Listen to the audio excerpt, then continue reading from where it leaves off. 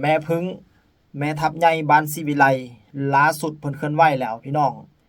เกี่ยวกับช่อง YouTube หรือว่าครีเอเตอร์ช่องทางต่างๆที่ไปนำเสนอข่าวของน้องธิดาลาวบ่ว่าจะเป็นทางอ่าข่าวงานทัวร์คอนเสิร์ตหรือว่าข่าวต่างๆเกี่ยวกับน้องธิดาลาวนั่นล่ะเพิ่นได้เคลื่อนไหวแล้ว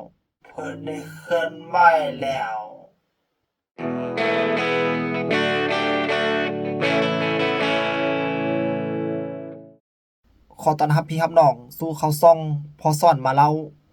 ซึ่งจะนำเอาเรื่องราวต่างๆเกี่ยวกับบ้านศรีวิไลมาเล่าสู่พี่น้องเฮาฟังซึ่งในคลิปนี้เนาะพอซ่อนเองก็ซาบซึ้งน้ำใจของแม่พึ่งและก็อาจารย์ผู้ศรีวิไลซึ่งถือได้ว่าเพิ่นเป็นคนที่ใจกว้างที่สุดเลยพี่น้องโดยเฉพาะเรื่องการเฮาสิเอาคลิปต่างๆของน้องธิดาลาวเนาะมาเล่ามาเว้าสู่พี่น้องเฮาฟังได้นี่ก็ถือว่าถ้าเพิ่นบ่อนุญาตถ้าเพิ่นบ่อนุญาตให้เฮาเอามาเล่าก็คือสิบ่ได้เนาะพี่น้องเนาะก็คือนี่ก็คือว่าอาจารย์ผู้ศรีวิไลเพิ่นเปิดกว้างให้ทุกๆช่องเนาะว่าจะเป็นทางยูทูบเบอร์หรือว่าจะเป็นครีเอเตอร์ต่างๆเนาะที่นำเสนอข่าวๆน้องธิดาลาวกระจายข่าวช่วยกันว่าซั่นซะกระจายข่าวช่วยกันถือว่าเฮ็ดให้เป็นวงกว้างขึ้นแล้วก็เป็นคนเป็นที่รู้จักน้องธิดาลาวหลายขึ้นเนาะนั่นก็คือเรื่องราวที่พอซ่อนสิมาเล่าสู่พี่สู่น้องเฮาฟังในคลิปนี้ซึ่งแม่เพิ่งเองก็เพิ่นก็ได้บอกว่าเนาะยินดีต้อนรับยูทูบเบอร์ทุกท่านทุกช่องทางนั่นล่ะเนาะแล้วก็ขอขอบคุณขอบใจนำทุกช่องทางที่นำเสนอข่าวๆเกี่ยวกับน้องธิดาลาวเนาะยืนพากันเบิ่งอยู่หน้าห้านถ่ายรูปถ่ายคลิปอีหลาอยู่แต่บ่รู้ว่าพ่อผู้น่ะอนุญาตให้ไปถ่ายคลิปกับให้ไปถ่ายรูปอยู่หลังเวทีได้คันมันรู้ว่าพ่อผู้อนุญาตนั่นสิพากันไปถ่ายรูปกับอีหลาเบิดแล้วเสียดายแฮงว่าซั่นว่านะคะก็เลยอยากมาแจ้งผ่านคลิปนี้ค่ะสำหรับพี่น้องทั้งไทยทั้งลาวนะคะที่เจอบ้านศรีวิไลเจอน้องธิดาลาวค่ะหรือว่าเจอน้องปรารถนาน้องไอหรือนักแสดงนะคะในนามบ้านศรีวิไลของพวกเขานะคะสามารถถ่ายรูปถ่ายคลิปได้ทุกคนนะคะถ่ายรูปถ่ายคลิปทุกคนไม่มีการจำกัดพื้นที่ในการทำสื่อหรือว่าในการทำคอนเทนต์นะคะในส่วนของยูทูบเบอร์หรือว่าจะเป็นครีเอเตอร์ค่ะอยากถ่ายรูปอยากถ่ายคลิปน้องนะคะก่อนทำการแสดงใช่ค่ะก่อนทำการแสดงค่ะพี่น้องมาหาอยู่หลังเวทีได้เลยเราขออย่างเดียวครับนะครับก็คือไม่ถ่ายภาพที่ไม่ทำคลิปที่มันล่อแหลมไม่พูดไปในเชิงล่อแหลมในการทำลายเนาะนะครับเราขอแค่นั้นครับซอยกัน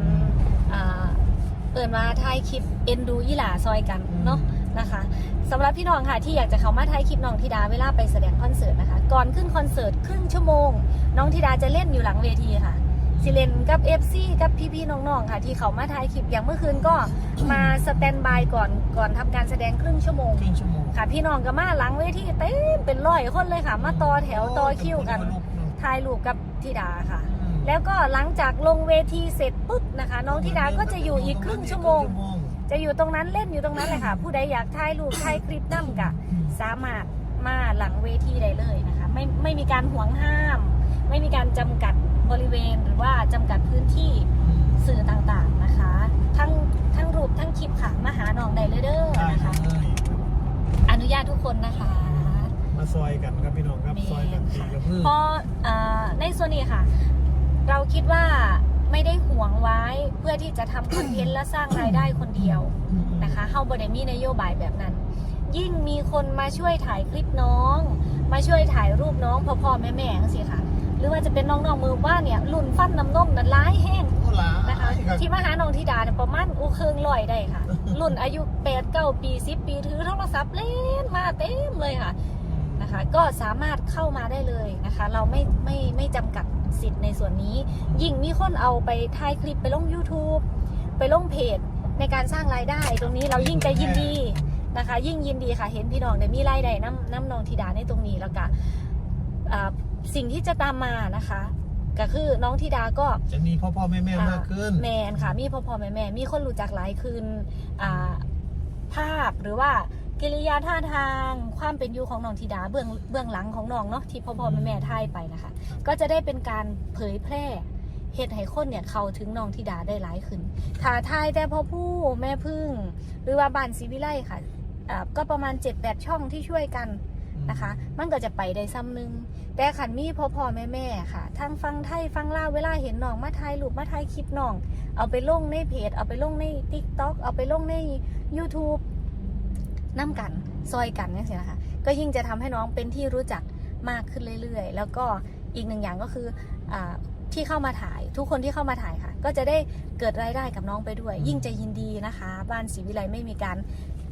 ปิดกั้นบ่มีการกักใดๆทั้งสิ้นค่ะเพราะเราถือว่าร่วมกันผลักดันร่วมกันสร้างเด็กน้อยคนหนึ่งจากชนบทที่ด้อยโอกาสทำให้เขาได้รับโอกาสแล้วก็ค่อยๆไต่บันไดขึ้นไปสู่ความฝันของเขาถือว่าทุกคนมีส่วนร่วมกันทั้งเบิดค่ะนี่ล่ะพี่น้องนั่นก็คือเป็นเรื่องราวข่าวสารที่พ่อซ่อนนำมาเล่าสู่พี่น้องเขาฟังเนาะก็อย่าลืมเด้อเนาะยูทูบเบอร์และก็ครีเอเตอร์ทุกๆช่องทางเนาะก็อย่าลืมนำเอาข่าวของน้องธิดาลาวนี่ล่ะเรียกว่าบ้านศรีวิไลเพิ่นยินดีทุกช่องทางเลยที่จะนำเอาข่าวของน้องไปนำเสนอเนาะสำหรับพอซ่อนมาเล่าเองถ้าบ่มีแฟนคลับ FC ให้กำลังใจก็ถือว่าซ่องน้อยๆซ่องนี้ก็สิบ่เกิดขึ้นได้เนาะและก็ทางซ่องพอซ่อนมาเล่าเนาะก็ขอเป็นแรงผลักดันอีกช่องทางนึงที่นำเสนอข่าวเกี่ยวกับบ้านศรีวิไลบ่ว่าจะเป็นทางข่าวน้องไอน้องปลาดเอาก็ฝากไว้เนาะสำหรับคลิปนี้ก็ถือว่าพอซ่อนเองก็สิขอลาไปก่อนพบกันใหม่ในคลิปหน้าเด้อพี่น้องขอให้โชคดี